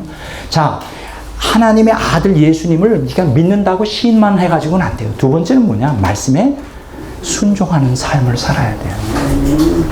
말씀에 순종하지 않으면 절대로 하나님이 나의 삶의 주인이 될 수가 없어요. 근데 말씀 순종이 어렵죠. 왜냐하면 여전히 우리가 처음 예수 믿어 생명을 얻고 또 하나님의 성령을 받았지만 옛사람이 주도적인 우리를 장악하고 있기 때문에, 그래서 투쟁이 필요한 거예요. 말씀에 순종한다는 건 고난 가운데 인내를 포함하는 것이에요. 말씀 순종을 통하여 그 말씀 순종할 때 하나님이 나의 인생의 주인이 되시고 나는 그분을 통하여 내 신의 성품에 참여하게 되는 거죠. 세 번째는 뭐냐? 자, 말씀을 지킨다는 게 뭘 의미할까요? 요한일서 3장 6절을 보겠습니다. 요한일서 3장 6절. 그 안에 거하는 자마다 범죄하지 않아나니 범죄하는 자마다 그를 보지도 못하고 그를 알지도 못하리라. 자, 여기서 중요한 거, 주님 안에 거한다. 주님 나의 인생의 주인이 되려면 어떻게 되느냐? 우리가 기독교인이 조심해야 될 것은 죄를 회개하고 죄를 멀리하는 삶을 살아야 돼요. 말씀이 내 안에 거하고 주님이 나의 삶의 주인이 되어 생명으로 새 사람이 장악하는, 주도하는 삶을 살기 위해서 범죄하지 말아야 돼요. 죄 짓는 걸 두려워해야 돼요. 죄 짓는 걸 두려워해야 된다고요. 죄를 지면 아주 가슴을 치며 다시는 그 죄 가운데 살지 않도록 결심하고 결단하고 단호하게 그 죄를 끊어버릴 수 있는 그 결단이 필요한 거예요. 범죄하지 말아야 돼요. 오늘 기독교인들이 뭐가 문제냐? 자기는 타락한 본성이기 때문에 죄를 짓는 게 당연시해요. 죄 짓는 거 당연한 거 아니에요. 당연한 거 아닙니다. 죄를 계속 죄 가운데 거하는 사람들은 하나님 안에 거하지 않는 사람들이에요. 주님이 다스릴 수 없어요. 죄와 하나님은 함께 할 수 없어요. 죄의 배후에 누가 있다고요? 마귀가 있어요. 마귀하고 어떻게 하나님이 같이 공존할 수 있습니까? 성령 받고 구원 받았어도 죄가 우리를 지배할 수 있어요. 그래서 투쟁해야 돼요. 죄를 짓는 걸 두려워해야 됩니다. 마지막으로 네 번째 요한일서 4장 16절 보겠습니다. 다 같이 읽겠습니다. 하나님이 우리를 사랑하시는 사랑을 우리가 알고 믿었으니 하나님은 사랑이시라. 사랑 안에 거하는 자는 하나님 안에 거하고 하나님도 그 안에 거하시느니라. 주님이 나의 안에 거하는 주도적인 주인이 되시는, 나의 인생의 주인이 되시는 삶을 살려면 어떻게 되느냐? 형제를 사랑해야 돼요. 형제를 사랑하지 않고 미워하고 무관심하면서 주님이 내 인생의 주인이다. 이건 어불성설이에요. 이건 말도 안 되는 사예요. 이웃 사랑하지 않으면서 하나님 사랑? 이건 거짓말이에요. 사기꾼이에요. 하나님 사랑하지 않으면 이웃 사랑하게 되겠어요. 이웃 사랑하지 않으면 하나님을 사랑하는 거예요. 자, 이 네 가지 말씀드렸습니다. 예수님을 하나님의 아들이라 신하는 자, 두 번째 말씀을 지키는 자, 세 번째 범죄하지 않는 자, 네 번째 형제를 사랑하는 자가 주님 안에 거하는 삶. 주님이 내 인생의 주인으로 모셔드리는 거예요. 그리고 그것이 뭐냐? 바로 빛 가운데 거하는 증거예요. 요한일서 2장 9절 10절 봅니다. 요한일서 2장 9절 10절 다 같이 읽어보도록 하겠습니다. 빛 가운데 있다 하면서 그 형제를 미워하는 자는 지금까지 어둠에 있는 자요. 그 형제를 사랑하는 자는 빛 가운데 거하여 자기 속에 거룩힘이 없으나 9장 2장 9절 10절인데 다른 데가 있는 거예요. 주님 안에 거한다 이렇게 말할 때 요한이 있어요? 네, 헷갈리네요. 내가 가끔 이거를 아닌데 2장 9절 10절 제가 좀 잘 못 찾은 것 같아요. 요한 2서 1장 9절 10절인가? 아닌가? 그거 아니죠? 맞아요. 예, 맞아요. 자, 여기 보면, 제가 죄송합니다. 이게 1장과 2장에 보면, 주님 안에 거한다는 것은 빛 가운데 거하는 걸 얘기해요. 제가 좀 잘 이게 좀 헷갈리는데, 또 한 가지를 보겠습니다. 성령이 확증하셔요. 요한 1서 4장 13절 보겠습니다. 요한 1서 4장 13절. 그의 성령을 우리에게 주심으로 우리가 그 안에 거하고 그가 우리 안에 거하는 줄을 아느니라. 하나님이 우리 안에 거하고 우리가 그 안에 거하는 걸 어떻게 알 수 있느냐?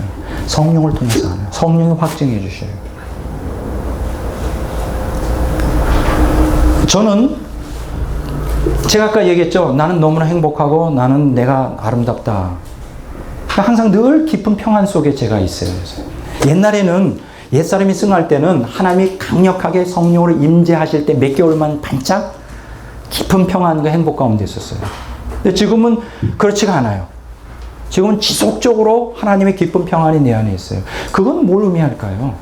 내가 지금 하나님과 올바른 관계를 갖고 있다는 거예요.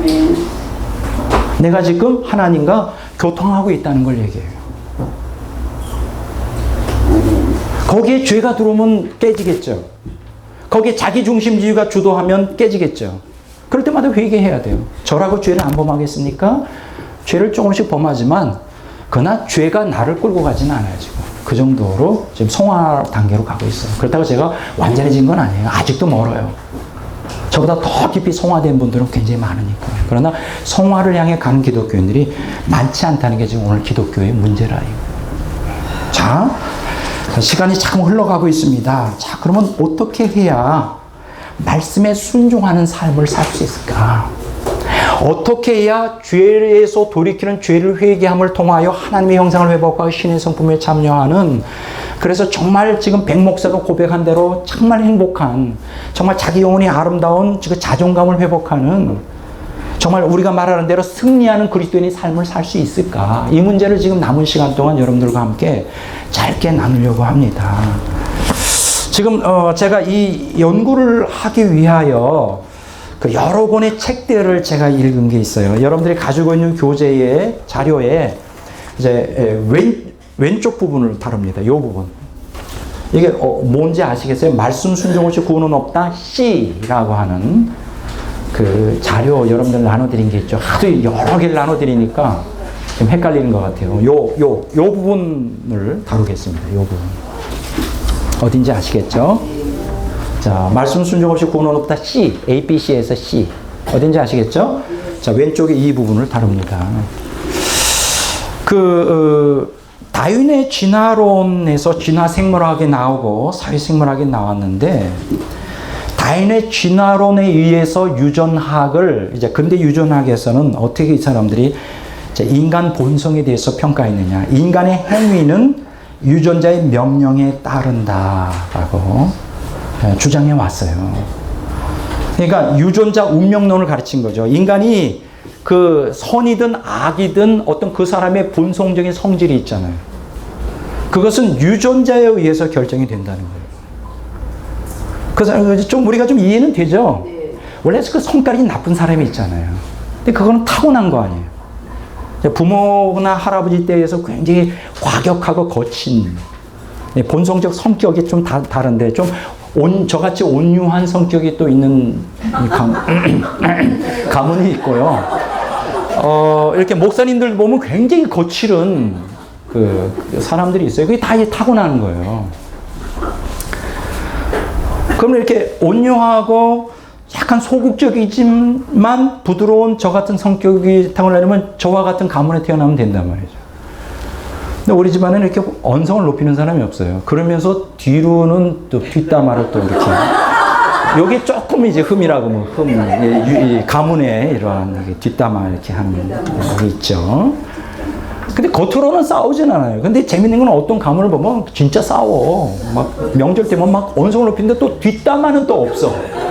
뭐가 좋은지는 잘 모르겠지만 어쨌든 다 유전에 의한 것이잖아요. 그래서 그 인간 본성에 대하여라고 하는 그 책에 이제 여기 나왔는데 그 인간 본성에 대하여라고 하는 그 책에 보면 여기 이제 그 유명한 에드워드 넬슨이라고 하는 사람이에요. 이 사람은 이제 다윈 진화론에 근거한 진화 생물학, 진화 사회 생물학을 이제 전문가죠. 이 사람이 그 얘기를 하는 거예요. 인간의 그 성품이나 행위는 유전자에 의해서 결정이 된다. 이거 유전자 운명론이라 그래요. 뭐 이렇게 얘기하면 할 말이 없지 뭐. 그러면 가문이 좋은 성품이 좋은 집안에서 태어나야 행복한 게 아니에요. 그리고 또 한 가지 이제 제가 읽어본 책이 있는데. 그 행복한 사람의 DNA는 어떻게 다른가? 이 책이에요. 이것도 이제 진화 생물학에 근거한 또 뇌과학의 행복의 비밀을 이제 푸는 내용인데, 행복한 사람의 DNA는 다르다는 거예요. 그러니까 오늘날 많은 사람들은 환경이 행복을 결정한다고 생각해요. 돈이 많거나. 뭐 요새는 이제 미모에 대해 깊은 관심이 있으니까 뭐 성형수술하면 이렇게 행복을 만들어낸다. 그 환경에. 근데 이 사람은 그렇게 얘기를 하지 않고요. 그 행복한 사람의 DNA는 어떻게 다른가라는 책에서는 DNA가 그 사람의 행복과 불행을 결정한다는 거예요. 이미 DNA 속에 행복과 불행의 유전자가 결정이 돼서 그 사람이 행복하고 불행한 것이지 환경에 의해서 행복과 불행이 결정되는 것은 아니다. 그러니까 돈과 지위와 결혼과 어떤 뭐 이런 조건들이 행복을 가져다 주는 것은 아니다라고 하는 거예요. 그래서 안에 불행의 DNA가 있는 사람들은 어떻게 하냐. 아무리 환경을 통해 행복을 추구하려고 해도 그건 잠시뿐이라는 거예요. 이걸 갖다가 쾌락 쳇바퀴라고 이렇게 이론을 이 사람은 냅니다. 쾌락 쳇바퀴라는 게 뭐냐 하면 욕망의 쳇바퀴를 계속 달려보지만은 다시 원래 출발했던 그 점으로 돌아간다는 거예요. 뭐 이해가 되시죠? 네. 그래서 행복 쾌락 쳇바퀴라고 해요. 그래서 막 행복해지려고, 불행 DNA를 갖고 있는데 행복해지려고 막 돈도 벌어보고, 예쁜 여자하고도 결혼해보고, 막 명예도 얻어보고, 뭐 별짓 다 하지만, 이게 욕망 인플레이션이라는 게 또 나타나요. 욕망이라는 걸, 그러니까 사람이 행복에 대한 욕망이 있잖아요. 근데 행복이, 있는데, 근데 욕을 막 채운단 말이에요. 돈과 미모 뛰어난 여자와 결혼하고, 명예하고, 하여간 자기가 자기를 행복하게 해줄 수 있는 모든 걸 끌어들이는데, 그러면 어떻게 되냐? 이제 그렇게 늘어날 거 아니에요. 예를 들어서 아주 가난한 사람이 항상 기도해요. 하나님, 사골세, 뭐, 1,000,000원짜리 사골세가 있어. 나 조금만 내가 바랄 게 없네요. 근데 이제 1,000,000원짜리가 딱 생겼어요. 그럼 어떻게 되냐? 이게 인플레이션이 되는 거야. 욕망이 커지면 커지면서 이게 계속, 그러니까 똑같아. 똑같아. 쾌락 쳇바퀴하고 똑같이 그게 또 만족을 못 줘. 계속 커져요. 그러면 이제 사골세가 살던 사람 뭐냐? 하나님, 이 1,000,000원짜리 전세 살게 해주시는 거예요. 또 이거 만족을 안 해. 그럼 어떻게 했냐? 이제 그 집이 점점 커지는 거예요. 욕구를 계속 채워주려고. 그걸 갖다가 뭐라고 말하냐? 적응현상이라 그래요. 익숙해져요. 사람들이 좋은 차만 있으면, 뭐 명예만 있으면, 쾌락만 있으면 살 것 같은데, 이제 그게 이제 적응이 돼. 처음에는 막 흥분되지. 근데 그게 몇 달을 못 가. 그럼 도루묵이야. 우리가 말하는 대로. 근데 이 책에서 행복한 사람의 DNA는 어떻게 다른가 해서, 행복행위라는 것은 벌어진 상황에 의한 게 아니라 내 안에 DNA가 결정이 된다는 거예요. 다 이제 그 다윈 진화론에 근거한 얘기를 하고, 그래서 그 에드워드 윌슨의 사회 생물학에 대해서는 당신의 행위는 유전자의 명령이라는 거예요. 그 인간의 본성은 유전자에 의해서 조정이 된다는 거예요. 이거는 그래서 삶이라는 건 결국 하나의 물리적 현상이고, 그 같은 두뇌 반응은 유전자의 작동 원리에 의한 메커니즘에 의해서 움직이기 때문에 물리학적 원리에 따라 이제 결정이 된다는 거예요. 이게 다 다윈의 진화론에 근거한 거예요. 여러분, 요 근래 나온 관상이라는 영화 있었죠. 관상. 어떻게 생각하세요? 관상이라는 게 맞습니까? 틀립니까? 저는 오늘날 기독교인들이 관상을 우습게 보는데 관상이 있어요, 사실. 그거는 어떤 그 인상이 좋은 것과 관상은 달라요. 이 사람, 그 사람 보면 그 사람의 운명이 보입니다. 그 사람이 살아온 삶과 앞으로 어떻게 될 것이 대충 맞아들어가요. 근데 인상이 좋다고 관상이 좋은 건 아니에요. 뭐 저는 관상학자가 아닌데, 그 오늘날 당대의 최고의 관상가인 신기원 씨가 그런 관상에 대해서 얘기하는데 뭐라 그러냐? 뛰어난 사기꾼일수록 순박해 보인다. 이 말을 듣고 제가 충격했어요. 나 순박해 보이는데 혹시 나를 두고 하는 얘기는 아니겠지. 강호순처럼 인상이 그지없이 좋은 연쇄 살인마가 있을 수도 있다. 인상만 보고 사람 평가하지 마세요. 이제 관상학을 근데 이 사람은 그 사람이 결정되고, 그러니까 관상 운명론이에요. 관상이 있다는 거. 그건 아무리 뭐 성형한다고 바꾸지지가 않는다는 거예요. 그 말이 맞습니까? 틀립니까? 대충 맞을 수 있습니다. 대충 맞을 수 있습니다. 제가 좀 잘 들어보세요. 대충 그 말이 맞을 수가 있어요. 근데 어쨌든 중요한 것은 오늘 우리가 그 태어날 때부터 내려오는, 유전적으로 내려오는 그 DNA가 우리의 운명을 결정할 수가 있어요. 그런데 요 근래에 제가 읽고 있는 책이 3권이 있어요. 행복의 조건, 두 번에 행복의 완성, 행복의 비밀.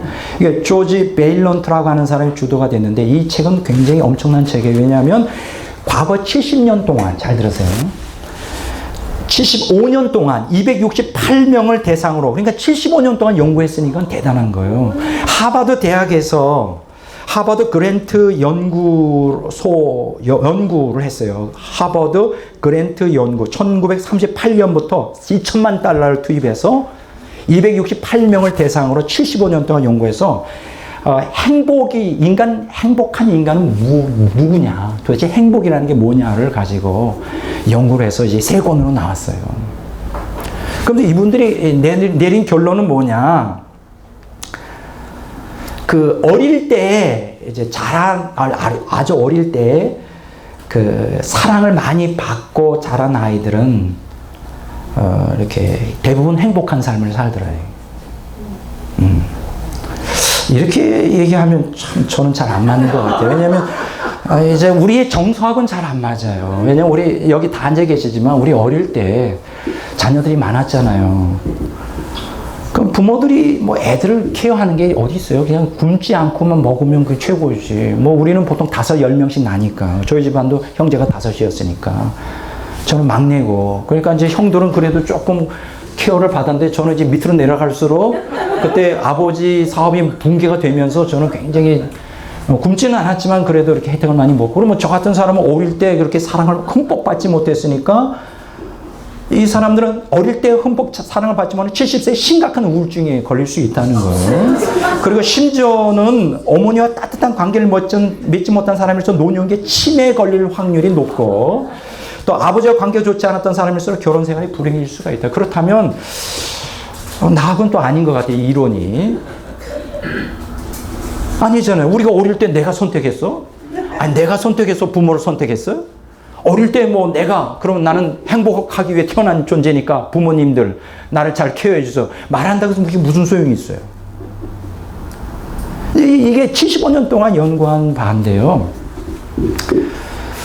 그러면서 이 사람들이 얘기해요. 진정으로 우리가 돈이나 명성이나 섹스 가지고 궁극적인 행복을 찾을 수 없다. 뭐 그렇게 뭐 다 다른 사람들이 얘기하는 거예요. 근데 여기서 중요한 얘기를 합니다. 잘 들으세요. 비록 어릴 때 환경이 나쁘고 중년까지도 절망적인 중년기를 보낸다 할지라도 잘 들으세요. 자신의 인격의 성숙을 지향하며 끊임없이 변혁을 추구하면 노년기에 행복한 삶을 살 수가 있다. 이게 이제 그게 진가예요. 이게 진가예요. 그러면 인격의 성숙, 그거는 타고난 운명, 자기 유전적인 운명이나 환경에 의하지 않고 자기를 개척해 나갈 수 있다는 거예요. 그러니까 성숙한 방어 기제, 그러니까 중요한 것은 사람의 행복과 불행을 결정하는 건 환경이 아니라는 거예요. 거기에 어떻게 인간이 대처하느냐. 그러니까 성숙한 방어 기제, 이 쿠션을 가지고 이렇게 성숙한 인격 성숙을 추구하면서 거기서 인내심을 배우고 자기를 비우고 정돈된 삶을 살고 뭐 이렇게 살면 어릴 때 비록 또 심지어는 중년기까지도 불행한 DNA 때문에 거기에 끌려가는 삶을 살았다 할지라도 바꿀 수 있다는 거예요. 아동기의 경험이 한 사람의 인생 전체를 결정하지 않는다는 거예요. 80대, 90대 돼도 끊임없이 변화를 추구해야 된다는 거예요. 죽을 때까지. 여러분, 이거 굉장히 중요한 얘기예요. 나이 들었으니까 나는 아주 야멸차고 아주 못된 GX 같은 내 성격은 바뀔 수가 없어. 예수 믿고 은혜 받고 그때뿐이지 GX 같은 내 성격은 절대 바뀔 수 없다라고 많은 사람들이 믿는데 그거는 잘못된 거예요. 하버드 대학교에서 75년 동안 인간의 행복 불행을 연구하고 2천만 불을 투자해서 한 결론은 뭐냐? 중년까지 불행했어도 노년에 행복할 수 있는데 그건 뭐냐? 끊임없이 인격의 성장을 위해서 훈련을 하다 보면 인간의 변화하고자 하는 의지를 가지면 DNA조차도 바꿀 수가 있다. 인생을 변화시킬 수 있다는 거예요. 예를 들어요. 268명 중에 참여한 사람 중에 가장 황폐한 유년기와 우울한 성년기를 보냈던 톰 머튼이라는 사람을 이제 주목을 합니다. 이 사람은 중년까지도 너무나 불행한 삶을 살아요. 그런데 놀라운 것은 이 사람이 나이가 들면서 점점 자기 변혁을 추구하고 심지어는 80세까지도 활기차고 행복하게 살아가는 삶으로 변혁이 된다는 거예요. 늦게. 대다수의 이러한 삶을 살면 대다수는 다 아웃이 돼버려요, 인생에서. 다 그냥 좌절 상태에서 살다가 그냥 그렇고 인생 살다가 끝나는데 이 사람은 변혁이 일어나는데 그 변혁을 일으킨 요소가 뭘까? 그러면서 이 사람의 영성을 추구하면 영성을 봅니다. 스피리추얼리티, 영성. 그러면서 무슨 얘기하느냐? 이 사람이 이렇게 변혁시킨 게 뭘까? 내가 생각할 땐 톰 머튼이라는 사람이 예수 믿지 않았나 이렇게 생각을 해요. 예수를 믿고 내가 생각할 때는 하나님 형상을 회복하잖아요. 저처럼. 회복하는 과정 중에 있잖아요. 저도 수십 년 동안 이렇게 잘못된 유전자에 의해서 지배를 받고 있었어요. 근데 지금 저는 변화되고 있습니다. 이게 제 삶의 증거죠. 자, 그러면서 변화가 가능하다. 나이 들어도 계속 우리는 영적 성숙, 성장을 우리가 평생 추구해야 된다. 성장할수록, 인격이 성숙할수록 변화가 일어난다. 여기에 대해서 여러분 결정적인 아주 놀라운 아주 엄청난 인사이트를 주는 책을 한 권을 제가 발견했어요. 이게 바로 이 책입니다. 사실 여러분들이 이런 책들을 좀 읽어봤으면 좋겠어요. 인간의 유전자를 어떻게 조정할 수 있는가. 이거는 최신의 유전자 학에 대한 결정적인 자료예요. 자, 참, 우리가 보면, 근대 유전학은 이제 찰스 다윈에 근거하여 이제 이렇게 연구가 되어 왔고, 지금 그때까지 지배적인 것은 인간의 행동은 유전자에 의해서 조정당한다는 것이 이제 대세를 이루었는데, 그것을 둘러본 책이 바로 이 책이에요. 그러니까 이제 분자 생물학이 발달하면서 그게 언제였느냐 하면, 이제 2000년 6월 26일로 이 사람들은 말합니다. 1969년 7월 20일 날 달에 최초로 우주인이 착륙을 했잖아요. 거기에 견주는 혁명적인 사건이라고 해요. 2000년 6월 26일 날 뭐가 발견이 됐느냐 이 얘기예요. 제가 간단하게 얘기하면 이 얘기입니다. 잘 들으세요. 시간이 없기 때문에 간단히 얘기합니다. 지금 인간에게는 두 가지 요소가 있어요. 하나는 그 생리적 유전자가 있습니다. 생리적 유전자. 요거는 부모로부터 이어받는 거예요. 이건 어떻게 할 수가 없어요. 저기도 부모로부터 물려받은 좋고 나쁜 유전자가 있어요. 근데 중요한 것은 후성 유전자가 있다는 거예요. 후성 유전자. 이 후라는 것은 이 뜻의 후, 성, 이루어진다. 그러니까는 나중에 형성되는 유전자라고 있는 거예요. 이걸 갖다가 우리가 쉽게 얘기하면 생리적 유전자는 컴퓨터로 말하면 이제 하드웨어. 하드 알죠? 이거는 소프트웨어. 근데 정작 하드웨어인 생리적 유전자가 있다 할지라도 후성 유전자가 사실은 소프트웨어, 컴퓨터 소프트웨어가 다 가동을 하잖아요. 컴퓨터 자체만 가지고 되나요? 전기가 들어오고 컴퓨터가 있고 스크린이 있고 그것만 가지고 안 되죠. 거기에 프로그램을 깔고 해야 그 효과가 있는 거죠. 이 사람이 놀라운 얘기를 하는데 이 저자가 페터 슈퍼루크라고 하는 저자가 놀라운 얘기를 하는데 인생의 운명을 결정하는 생리적 유전자는 30%밖에 그 사람을 장악하지 못한다는 거예요. 70%는 환경에서 온다는 거예요. 그 사람이 태어난 환경에서 그 사람이 자라오면서 형성이 된다는 거예요. 70% 몇 프로? 70%. 그러니까 부모 때에서 물려받는 생리적 유전자는 30%밖에 그 사람의 운명을 결정하지 않고 70%는 그가 태어나서 죽을 때까지의 환경에서 어떻게 반응하느냐에 따라서 결정이 된다는 거예요.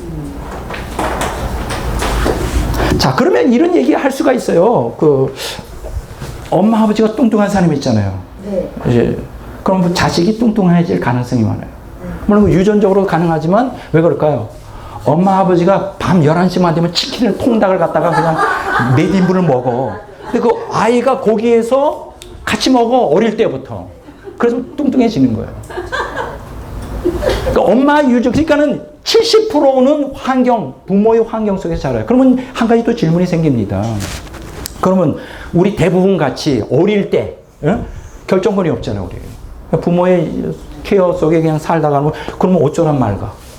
아까 얘기한 대로 그 하버드 대학에서 어릴 때 형성된 유전학에 의한 그 삶이 나의 운명을 결정한 거의 대부분 노년까지도 결정하는데 우리가 불우한 삶을 살았던 우리는 어떡하란 말이에요? 그런 희망이 없는 거예요?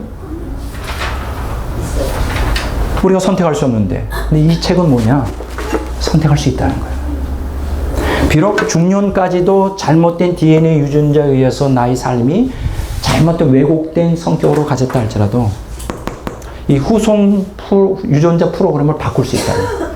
생리적 유전자는 바꿀 수 없지만 후속 유전자 프로그램을 훈련을 통하여 여기서 두 가지를 얘기합니다. 그 훈련, 습관, 훈련과 습관을 통해 바꿀 수 있다는 거예요. 훈련과 습관을 통하여 바꿀 수가 있대요. 완전히 바꿀 수가 있대요. 그러면서 이 사람이 이 책에서 뭐냐? 우리가 삶의 변화, 훈련과 습관을 계속 훈련하면서 하면 우리의 이 DNA, 후속 유전자가 프로그램이 바뀌면서 전혀 새로운 사람이 될 수 있다. 아멘. 걔 X 같은 성격도, GX 같은 성격도 바뀔 수 있어요. 예수 안 믿어도. 지금 얘기하는 거는 예수님 안 믿어도 훈련을 통하여 얼마든지 바꿀 수가 있어요. 그것이 이 책에서 우리에게 가르치는 아주 중요한 거예요. 지금 시간이 없어서 제가 얘기를 못 하는데,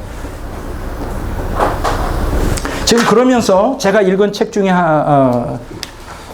바꿀 수 있어요. 여러분, 예수님을 안 믿는 사람도 바꿀 수 있습니다. 근데 지금 상황이요. 지금 너무나 어려운 상황이에요. 지금 흘러가는 삶이 유전자, 부모로부터 물려받은 그리고 환경에 의해서 지금 대다수의 인간들이 지금 자존감을 상실해 가고 있어요. 지금 그 증거가 청소년 자살률이 지난 10년 동안 57.2%가 증가했어요. 앞으로 그것은 점점 더 가속화될 겁니다. 왜 그럴까요? 인간이 자기 자존감이 없어요. 왜 살아야 되는지. 인생의 의미도 목표도 없어요. 그 참을 수 없는 존재의 가벼움이라는 그 소설이 있어요. 요 근래 나온 건데 말란 쿤데라라고 하는 사람이 쓴 거예요. 뭐 이 내용은 뭐 복잡해서 우리가 얘기할 수 없는데 그 왜 인간이 참을 수 없는 존재의 가벼움을 갖고 있느냐. 이거는 자기 존재의 의미가 뭔지를 몰라서 그래요. 제가 동아일보 2013년 10월 17일 날 목요일 날 유인근이라고 하는 분 약대 이화여대 석좌 교수인데 요즘 자기가 많이 학생들로부터 받는 질문이 그랬대요. 선생님 왜 살아야 하죠? 존재의 의미가 뭐냐라고 하는. 삶의 의미와 가치를 몰라요. 이게 참을 수 없는 존재의 가벼움을 오늘 대다수의 인간들이 느끼는데 그러면 참을 수 없는 존재의 가벼움은 어디서 나오느냐? 덧없이 흘러가는 인생. 그 인생 살다가 그냥 이렇게 그냥 죽는 거예요. 깃털보다 가벼운 인생의 삶의 본질. 결국은 마지막은 죽음으로 끝날 인생인데. 그 여기에 이제 니체의 영원한 회귀라는 사상이 이제 접목이 됩니다. 니체는 윤회 사상을 믿는 게 아니라 영원한 회귀. 왜냐하면 윤회라고 하는 것은 그 윤회 사상과는 달라요. 영원한 회귀는 뭐냐? 가벼움의 나락에 떨어지지 않고자 하는 그 인간의 최후의 절규죠. 오늘 대다수의 인간들이 지금 절망 가운데 살아요. 그래서 거기에 대한 책이 피로사회라는 게 나왔잖아요. 자폐적 성과 기계로 전락한 인간의 소진과 피로. 그 다음에 허기사회. 인간들의 경제적 결핍과 관계적 결핍으로 인해 정서적 허기 가운데 있어요. 그 다음에 인연사회라고 있죠. 사회에 불필요한 자기가 존재라는 거, 쓰레기라는 거. 놀랍게도 청소년들의 75%가 잉여의식을 갖고 있어요. 자기는 사회 쓰레기라는 거예요. 75%가 청소년의 몇 프로요? 75%가 자기는 쓰레기라는 거예요. 그리고 절벽사회, 절벽으로 떨어져가는 죽음의 사회를 묘사해요. 이 네 가지는 다 책입니다. 피로사회, 허기사회, 잉여사회, 절벽사회. 그러면서 절규를 하고 있죠. 저는 어떻게 생각하냐면 여러분 환경이 그 사람을 행복하게 해준다고 생각하잖아요. 지금 학자들이 말하는 대로 돈이, 섹스가, 명예가 그 사람을 행복하게 해주지 않아요. 지금 여러 가지 얘기를 하고 있잖아요. 진정으로 우리를 행복하게 해주는 건 뭐냐? 하나님의 형상을 회복하는 길밖에 없어요. 그거는 하나님의 신의 성품에 참여하는 것이고 그걸 통하여 자존감이 회복되면서 어떤 환경에서도 초월하는 삶을 살아가는 것이죠.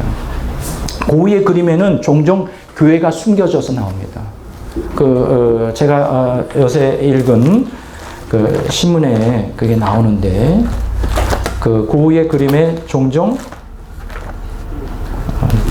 그 교회, 근데 그 교회에 숨겨진 그림, 교회의 그림이 나오는 것은 무엇일까요? 고우가 그 구원을 향한 갈망을 절규하는 거예요. 교회라는 것은 구원을 주는 거잖아요. 희망이잖아요. 세상의 희망이잖아요. 근데 오늘날 교회가 세상에 희망을 주지 못하고 있어요.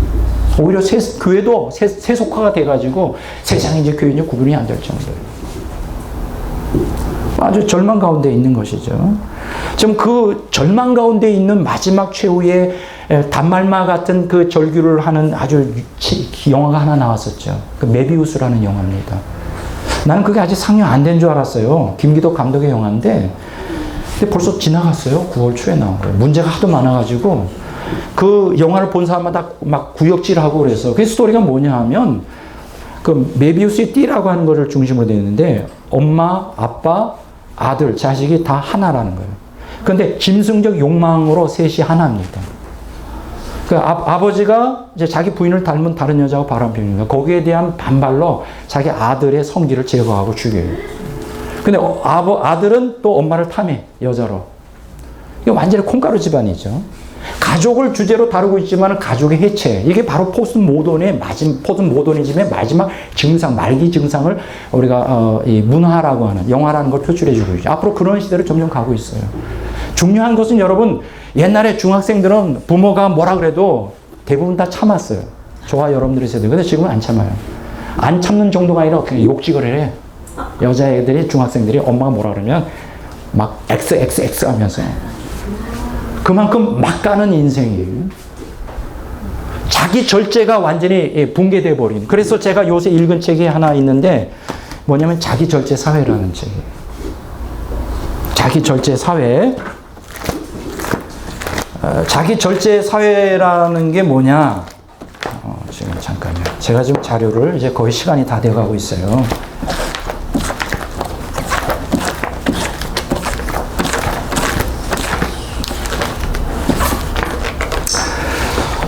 그 현대 이 책의 핵심이 뭐냐? 현대인들이 그 자기 절제를 다 상실해 버렸다는 거예요. 예대 고대 그 헬라의 뭐 소크라테스나 그 외에 많은 중세 근대까지도 절제가 미덕이었던 시대가 있었어요.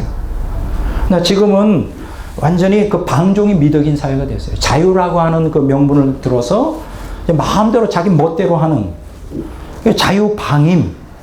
자기 그 짐승적인 욕구대로 살아도 아무도 누구라고 말할 수 없는.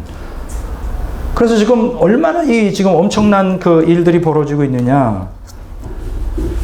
그 흡연, 자기 절제를 못해서 미국에서 연간 죽는 사람이 약 100만 명 정도 된다고 합니다.